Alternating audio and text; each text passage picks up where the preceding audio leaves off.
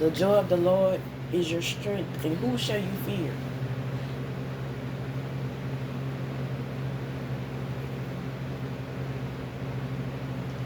The joy of the Lord is the reasons to get up, stay motivated, stay driven, keep applying pressure. When the enemy applies pressure to you, give it back to his original source that comes from the spirits of Satan. I said multiple spirits. He uses multiple spirits to affect different areas in your life.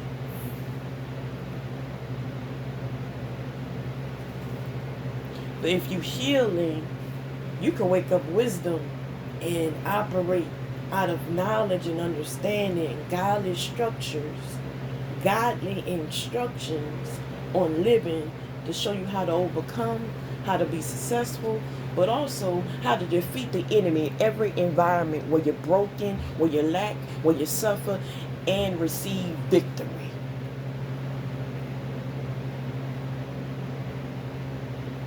That lines you up and guides you on how to be whole.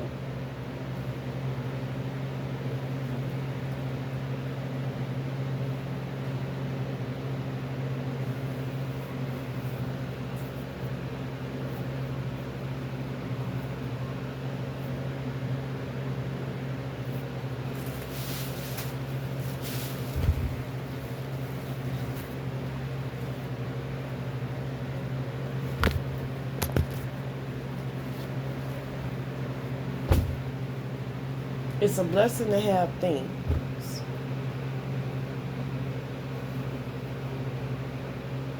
But things don't make people. We create things. We're God-made. Things that man-made shouldn't have any power over us. It shouldn't make us change who we are. We should be adding more value to things because we're God-made. We have a gift. We have a spirit. We have a mind. We have gifts and talents. We have abilities to create things.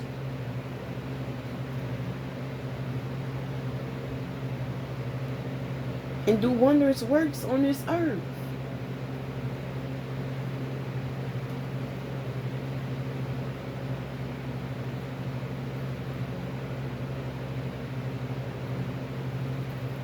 Don't sit on no reasons to be depressed. It leads to addiction. It opens doors to trauma. Don't sit on ways of the flesh. It invites strongholds. It invites trauma. It invites lessons in that is fight. It's a fight. Anyone over 30 or 40 will tell you if you sit on anything that's of the flesh, after a while, that's a lesson that must be learned. There's no real joy in it. You're being led to a dirt end road, trying to seek fulfillment. Trying to seek fulfillment from a bottle, from issues that you don't heal from, and don't acknowledge the joy of the Lord.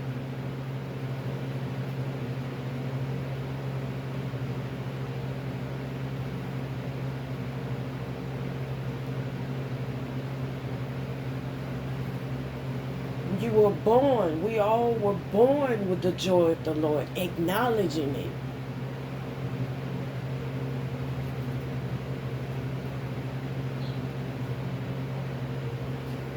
In the womb, we knew of the joy. We knew of Most High. We knew we was created for purpose. And coming out of the womb, we still acknowledge it. The more older we became, the more we forgot about Most High. The more we suffer, we forgot about Most High. And anyone that will babysit and will pity our wounds instead of instructing us to be empowered with healing, we use as a clutch. We use the things that give us an illusion of being happy as a clutch.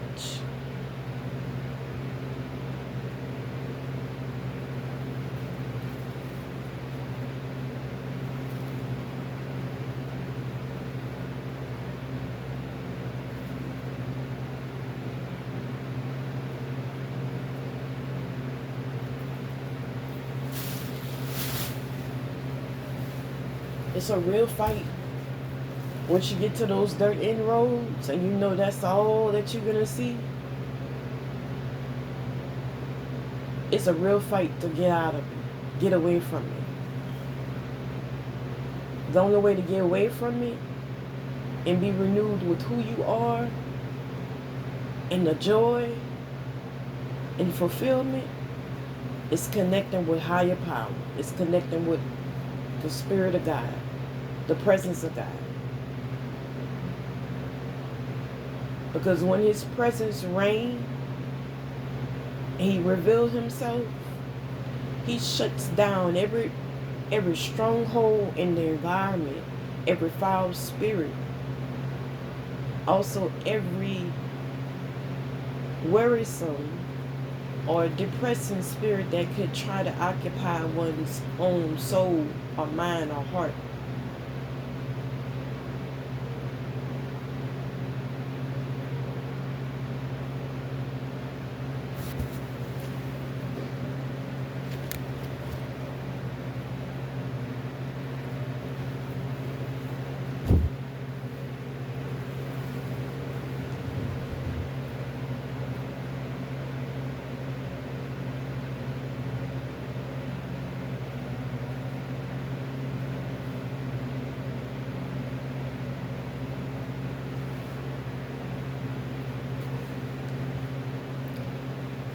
So it's not about who did what.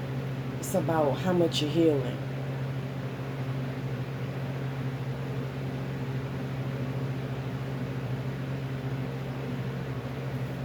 How much you're able to handle healing, it's a higher chance of you being whole. And it's a higher, stronger chance where the enemy can't manipulate you, can't destroy you, can't break you. And also the enemy can't block out your calling. That's an illusion.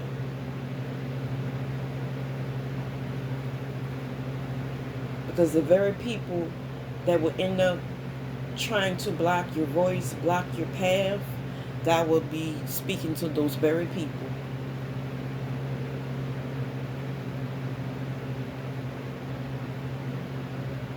The people that wants to have the opinions, valuable, important views on who you are, where you're going, how strong you are.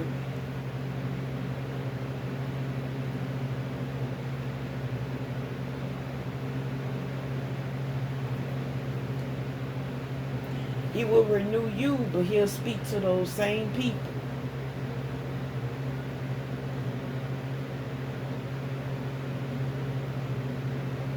When His presence shows up in the environment, He's working on everybody, not certain people. He's working on everybody.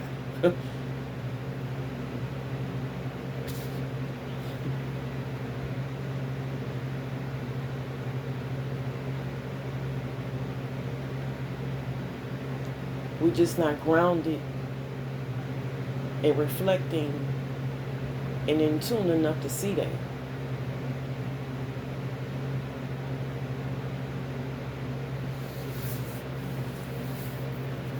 What a blessing to be alive.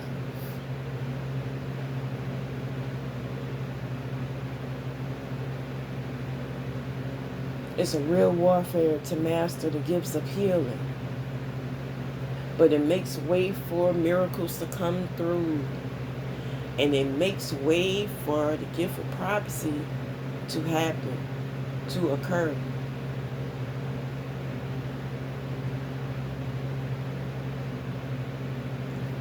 That's all full of the gifts of the Holy Spirit.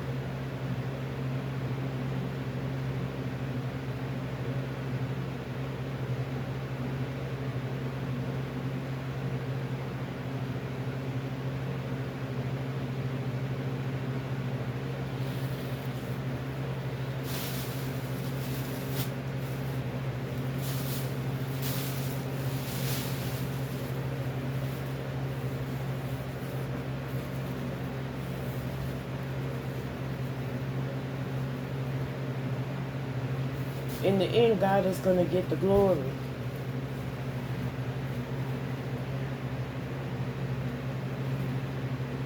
You don't know how, I may not know how, but in the end, He's going to get the glory.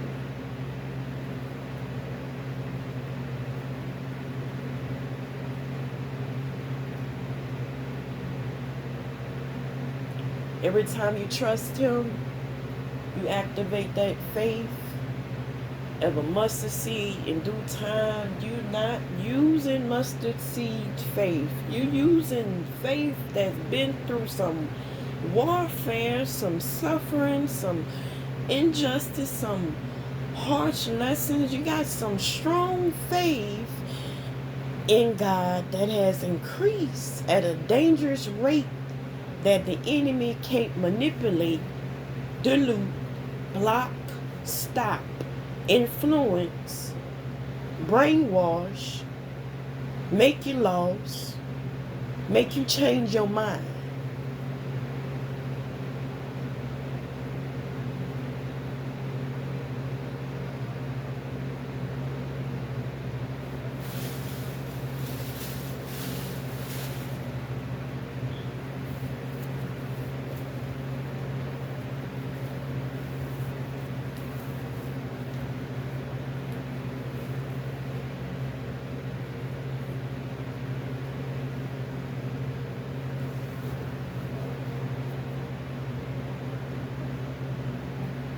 When the enemy tries to break you and that doesn't work, he will try to lie on you. And when that doesn't work, he tries to shame you about your past, about your sufferings, about your shortcomings. And when that doesn't work, he finds something else to try to use as a weapon to destroy you. But if you're healing, it expands you. And God gets glory. And God opens doors that's not even presented as open doors. If He wasn't healing, you wouldn't acknowledge the presence of God in those open doors.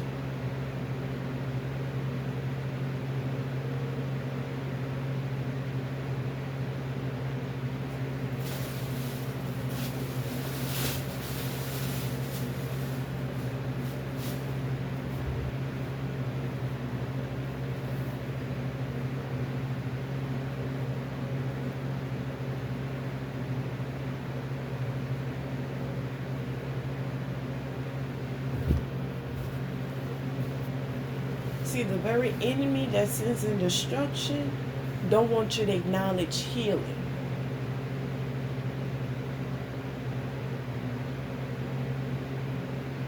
Because the moment you heal, you wake up your willpower to keep living and live a better life, an abundant life.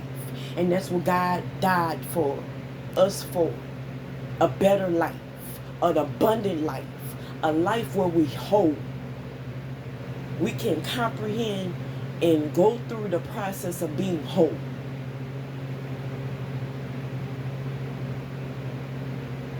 And being free.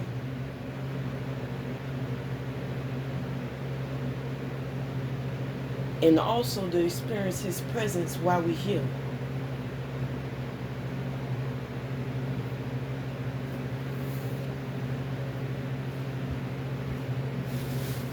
Just as much as to experience His presence when we go back home.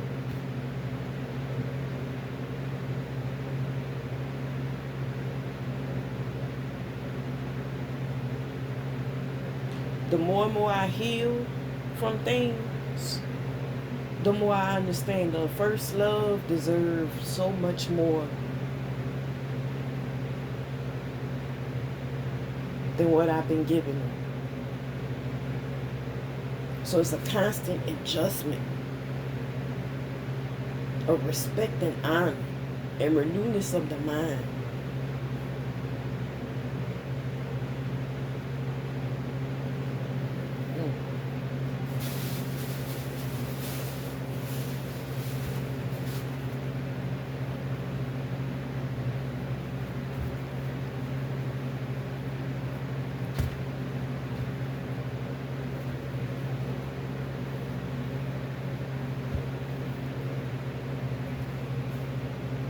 too blessed to be depressed. You're too blessed and anointed to be stressed. You're too blessed